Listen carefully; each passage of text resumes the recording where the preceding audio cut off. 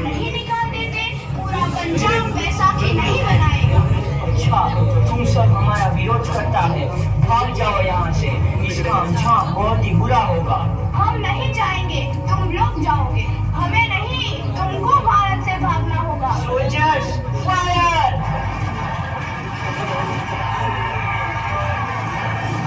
Short gun लेना है भाई।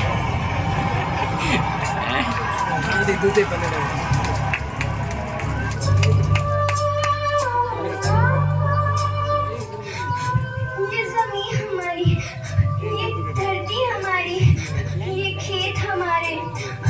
अभी थोड़ी देर पहले हमारी ये फसलें लहरा रही थी, पर इन अंग्रेजों ने हमारी फसलें बर्बाद कर दी। इन अंग्रेजों ने एक ही झटके में इन सब फसलों को काट दिया। अंग्रेजों, तुम्हारे इस अत्याचार से हम डरेंगे नहीं, इस अत्याचार का बदला लेकर रहेंगे, हम आजादी लेकर रहेंगे। जलियांवाला बाग हर हिंदुस्तानी की आंख नम कर गया। इस कांड में कितने मासूमों की आहुति चढ़ गई, इतनी हैवानियत से इंसानियत कत्ल कर दी गई। जलियांवाला बाग के हत्याकांड ने आजादी की आग में घी देने का काम किया। मासूम औरतों, बच्चों की दर्द भरी चीखें और सिसकियां इनकलाब का गूंज बनकर उठी। लाला लाजपत राय, भगत सिंह, राजगुरु, सुखदेव सरीखे क्रांतिकारियों ने भारत की इस जमीन से विदेशी दरिंदों को निकाल फेंकने के मंसूबे मजबूत कर लिए। 8 अप्रैल 1929 लाला लाजपत राय के नेतृत्व में साइमन कमीशन के खिलाफ एक भारी जुलूस निकाला गया। Simon Commission, Simon Commission, Simon Commission, Simon Commission, Simon Commission, Simon Commission, Simon Commission, Simon Commission, Simon Commission. बेवकूफ इंडियंस, तुमको हमारी बात समझ में नहीं आती। Stop this. Simon Commission. नहीं मानता। I said stop this. Lala ji, आप आगे बढ़ो, हम आपके साथ हैं। लाला जी, संघर्ष करो, हम आपके साथ हैं। लाला जी, संघर्ष करो, हम आपके साथ हैं। लाठी चार्ज करो।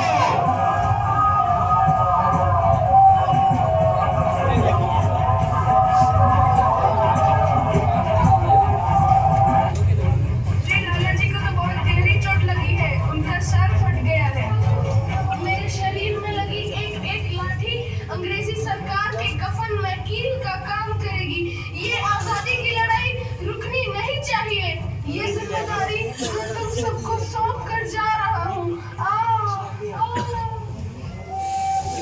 लाला लाजपत राय की दर्दनाक मौत के बाद भगत सिंह, सुखदेव, राजगुरु वतन के इन मतवालों के खून में ऐसा उबाल आया जिसका सामना करना अंग्रेजी सरकार के लिए मुश्किल हो गया।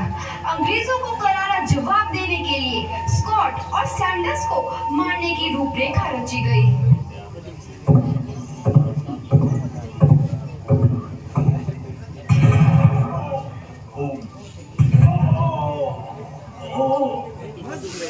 सैंडर्स मारा गया। चारों तरफ तहलका मचा था। दीवारों पर लिखा था, लाला जी की मौत का बदला ले लिया गया है। भगत सिंह समेत सभी वहां से फरार हो गए। 8 अप्रैल 1929 दिल्ली में ब्रिटिश सरकार की सेंट्रल लेजिस्लेटिव असेंबली की बैठक में 2 बम धमाके की आवाज सुनाई दी।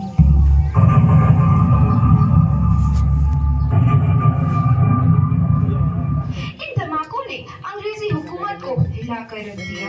इस घटना को अंजाम देने वाले भगत सिंह, राजगुरु और सुखदेव ने अपने आप को अंग्रेजों के हवाले कर दिया। 1930 को अदालत ने अपना फैसला सुनाया।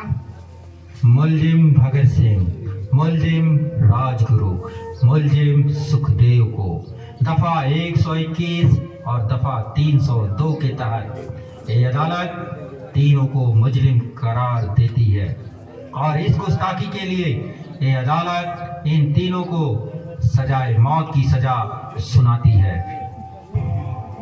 सरफरोशी की तमन्ना, अब हमारे दिल में है। देखना है जोर कितना बाजुए कातिल में है।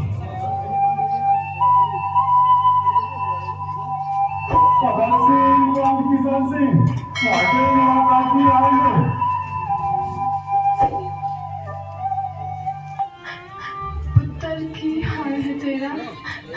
मैं चंगा हूँ माँ, फिक्र करने की कोई गल नहीं। पुत्र, मेरा दिल तेरी तरह पत्थर दिल नहीं होगा। तेरी ये गला सुन के मेरा कलेजा फटे जा रहा है।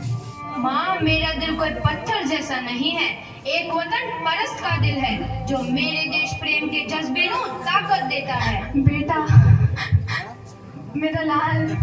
माँ, आज मेरी तपस्या पूरी होने जा रही है। जे तू रोई तो मैंने तकलीफ होई। सोच, तेरा पुत्र आज शादी करने वास्ते जा रहा है।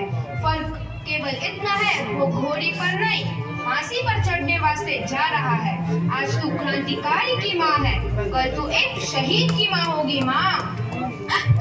पुत्र, भगत, तू इतनी छोटी उम्र में हम सबको छोड़ के चला जाएगा। तूने जिंदगी में देखा है क्या है पुत्र? मैंने अपनी माँ देखी है, जिसने मुझे एक ही बात बताई है कि बेटे, अपने देश के लिए एक बार मरना 100 बार जन्म लेने के बराबर होता है। अच्छा माँ, अब आशीर्वाद दे, आखिरी बार विदाई लेने का समय आ गया है। भगत, मेरे लाल।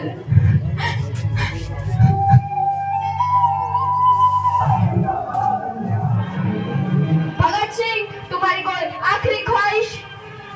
हमारे हाथ खोल दिए जाए। हम तीनों दोस्त एक दूसरे से गले मिलना चाहते हैं। उनके हाथ खोल दिए जाए।